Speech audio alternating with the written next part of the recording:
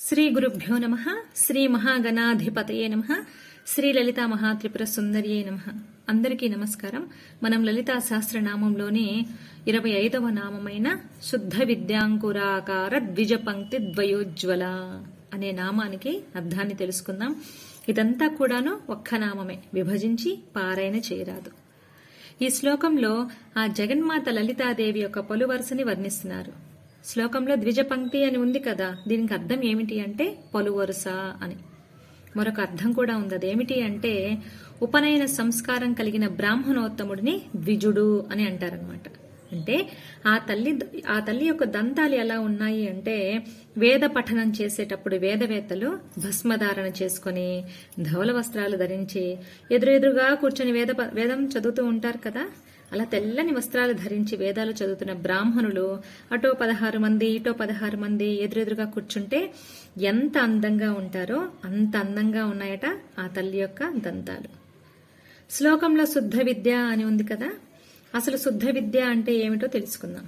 మనకి లలితా సహస్రనామం చదివేటప్పుడు వస్తుంది ఆత్మ విద్య, మహావిద్య, శ్రీ విద్య, కామ సేవిత అని. శుద్ధ విద్య అంటే మరేమో కాదు, శ్రీ విద్య. ఈ శ్రీ విద్యనే ఆత్మ విద్య, మహావిద్య, బ్రహ్మ విద్య అని కూడా అంటూ ఉంటారు.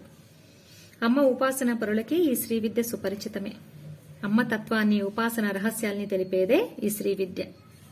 శ్రీ విద్య ఉపాసనలో ప్రవేశించిన వారు ఎవ్వరైనా సరే వారి సాధనా కాలంలో వారిలోని మాలిన్యాలను, అజ్ఞానాన్ని తొలగించుకుంటూ, ఇన్ని రకాలైనటువంటి మతాలు లేవు, ఉన్నది ఒకే ఒక శక్తి, ఆ శక్తి మాత్రమే ప్రతి ఒక్క జీవరాశిలో ప్రాణశక్తిగా ఉన్నది అనే జ్ఞానాన్ని కలిగి ఉంటారు.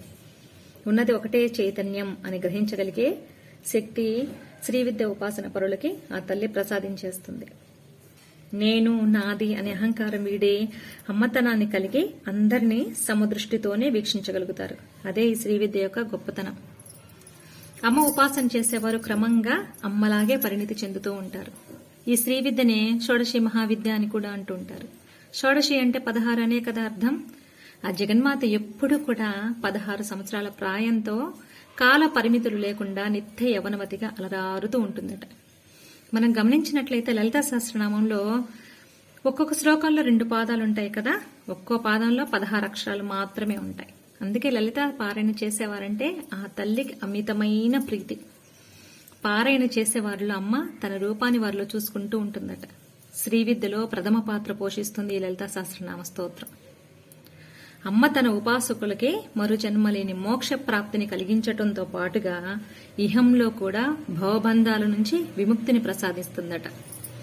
లౌకికంగా మనం ఎన్ని విద్యలు అభ్యసించినా వాటి వల్ల కలిగే ప్రయోజనం అవి మన జీవనోపాధికి మాత్రమే ఉపయోగపడుతూ ఉంటాయి. కానీ ఈ శ్రీ విద్య ఉపాసన వల్ల ఇహలోకంలో సర్వ సంపదలతో పాటు సాక్షాత్తు ఆ లలితా పరమేశ్వరి సాన్నిధ్యం కూడా ప్రాప్తిస్తుందట.